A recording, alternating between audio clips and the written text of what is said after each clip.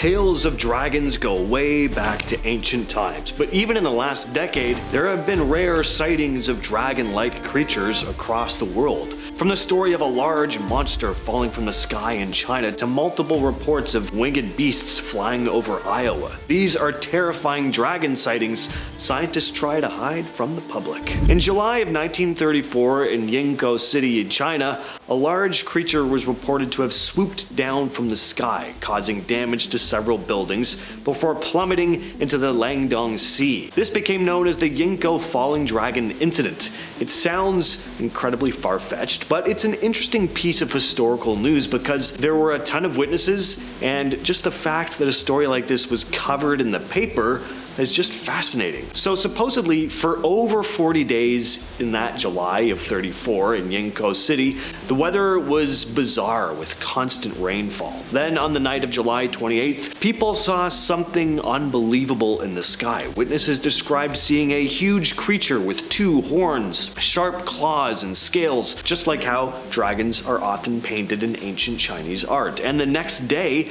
the Shangjing Times ran a headline that read, "Dragon causes disaster." According to the report, this dragon supposedly fell from the sky and crashed into the Langdong Sea and was so powerful that it overturned 3 fishing boats and damaged some harbor buildings, leading to 9 deaths. After causing all this chaos, the dragon supposedly disappeared into the sea. Now, you could look at this reference to a dragon in more of a metaphorical sense, that they were maybe describing the weather itself having this dragon-like level of ferocity and power, but this wasn't the last time this supposed dragon would be spoken of. Just a month later, on August 12th, the Shangjing Times ran another dragon-related story. But this time, it was a bit different. Instead of a living dragon or the wrath of a great storm, this was about a set of very strange bones. On August 8th, a villager had noticed a terrible smell near the sea. He followed the smell and came across the remains of a large dead sea creature, and these remains are about 10 kilometers from where the supposed dragon from before had reportedly fallen. The body had been in the water so long that it was mostly decomposed and it smelt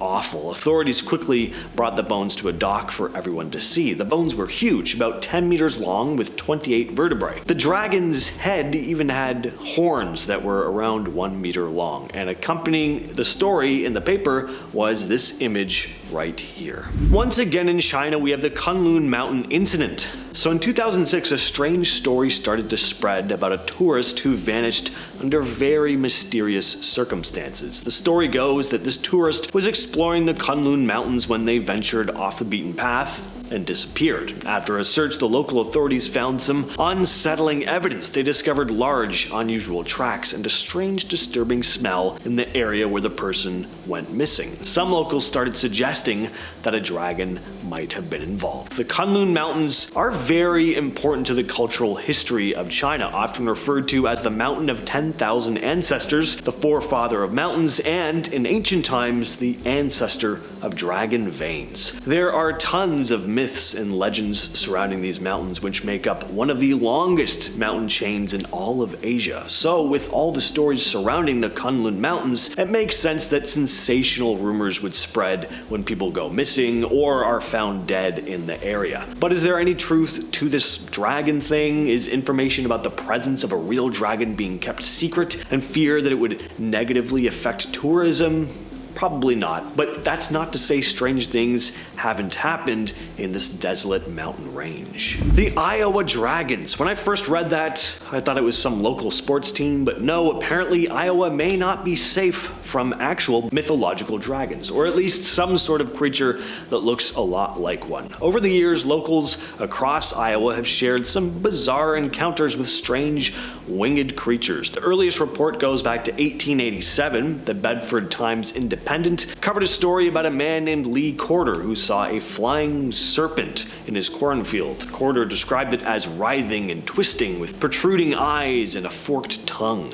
He also said that great scales which glistened in the sunlight covered its huge body, which appeared to be flat and nearly a foot in width. According to him, the creature flew and landed with a loud thud before taking off again. Then in October of 1890, in Independence, Iowa, several people reported seeing a creature with wings, a monstrous head with horns, and a mouth like an alligator's. In more recent years, in 2005, a witness simply going by Megan to the press reported seeing a dragon-like creature while driving through Burlington at night. She described it as a 10-foot-long snake-like creature with bat-like wings and a head similar to a seahorse. An Iowa resident going by the name Zeus commented online saying, "I live in Iowa too, in Grand Mound. We see dragons like that all the time. They normally come in the harvest time when the moon is really big and red. They often take cows from my neighbor's pasture. I myself have spotted these dragons 6 different times, one in a group of 3.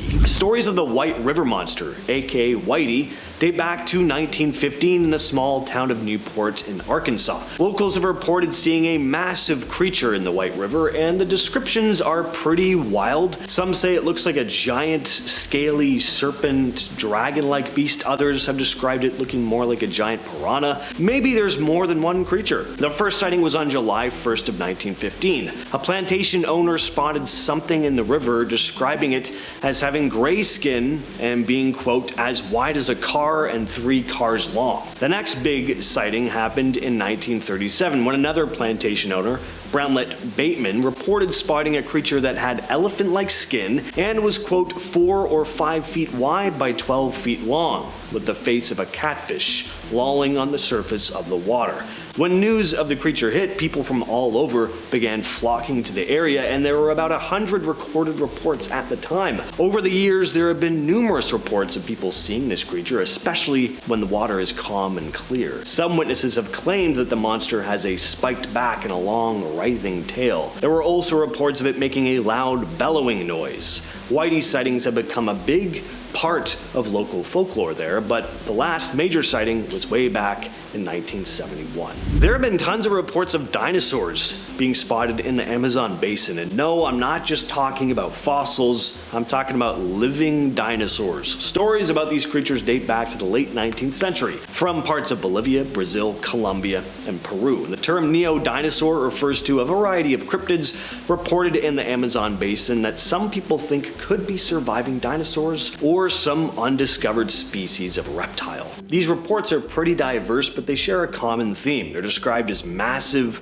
reptilian creatures that look a lot like prehistoric animals. One of the most frequently mentioned types of neodinosaur is a long-necked amphibious animal similar to a sauropod dinosaur, like a brontosaurus. These creatures are often described as having enormous snake-like necks and large, bulky bodies. Another common report is an iguanodon-like creature, which have more upright postures and are smaller but still impressive in size. There are even rarer reports of bipedal reptiles that resemble allosaurs, large predators with strong limbs and big teeth. One early account came from Bolivia in 1883. According to a report published in Scientific American, a large, bizarre creature was supposedly killed on the Rio Beni. It was described as being about 12 meters long with a flattened tail. The creature had a kind of armored skin and short legs ending in claws. This story included detailed descriptions and even claims of preserved remains, but the evidence never turned up, so this very well could have been a hoax. But in 1921, there was a report from Colombia's Magdalena River. An iguanodon-like dinosaur was supposedly seen by locals. Swedish naturalist Ralph Blomberg shared a story about a Brazilian Indian named Alvaro Mesquita who encountered a camptosaur-like animal by a swampy lake. Mesquita missed a shot at the creature, which was green, bipedal, and had reportedly red eyes. It fled into the lake and disappeared. There's also a story from 1907. German explorer Franz Hermann Schmidt and his team reported seeing huge dinosaur-like tracks in Peru. They claimed to have spotted a massive, long-necked creature by a lake, describing it as having a tapir-like head, a snake-like neck, and a huge, thick body. They fired at it, but the bullets seemed to have no effect. The creature eventually plunged into the lake and disappeared. Now, these are just a few of a long list of reported sightings, and these reports have sparked a lot of theories. Some believe these were just larger than average reptiles. Others think these stories were just hoaxes or exaggerations. But there's also a theory that at least some of these neodinosaur sightings could actually be surviving ancient relatives of prehistoric animals. Speaking of dinosaurs, there's also a story about one having roamed the Kasai Valley of the Democratic Republic of the Congo. The story goes that in 1932, a Swedish hunter named John Johnson had set out to hunt elephants. Johnson and his servant were scouting through the swampy terrain when they spotted 2 elephants. But there was something odd. There were no other animals around. Where was the rest of the herd? And the elephants seemed uneasy. Then, suddenly from the underbrush, a massive creature sprang up. It was unlike anything Johnson had ever seen. He took a shot at it, hitting the creature once, and it quickly retreated. The 2 men began making their way back to camp, completely awestruck, but they didn't have much time to process what they'd seen because moments later they witnessed that same creature now attacking a rhinoceros. In the nearby swamp they were crossing through, ripping one of the rhino's legs off with a single bite. According to Johnson, the creature was about 43 feet long with reddish skin and black stripes, and it had a long snout filled with sharp teeth. A year later, in 1933, a group of hunters set out to find this Kasai Rex, having read about it in the paper. They believed the thing was a giant crocodile and wanted to hunt and sell its skin. They ventured into the swamp where Johnson had his encounter, and they spotted a reddish tail sink into the water. Thought it was maybe an anaconda until the creature made a sudden aggressive move, sending waves of water at the group before the tail smacked one of the hunters, knocking him off his feet. The hunters started firing at a large mass, but only saw splashes of water as it submerged. Terrified and unable to get a clear shot, they eventually retreated. The Brosno Dragon, aka Brosnia, from Russia. It's said to lurk in Lake Brosno. Stories of this lake monster date back to the 13th century, when it attacked an army of soldiers that had stopped to rest at the edge of the lake, rising from the water and devouring the men and their soldiers whole. Today, there are urban legends about the creature overturning boats and people going missing in the lake. A lot of skeptics think the creature might just be a giant beaver or a really big pike. Others think it could be groups of wild boars or elks crossing the lake, which might create strange ripples in the water. Another idea is that hydrogen sulfide bubbles up from the lake bottom, causing the water to bubble and create shapes that almost look like a dragon's head. Fishermen say Lake Brosno has a weird underwater structure with sea fish like herring and smelt living there, so some even think the dragon might just be huge skulls of smelt reflecting weirdly on the water. But with all that said, what's your take on dragons? Let us know down in the comments. And with that said, I've been your host, James. I'll catch you, yes you specifically, in the next video.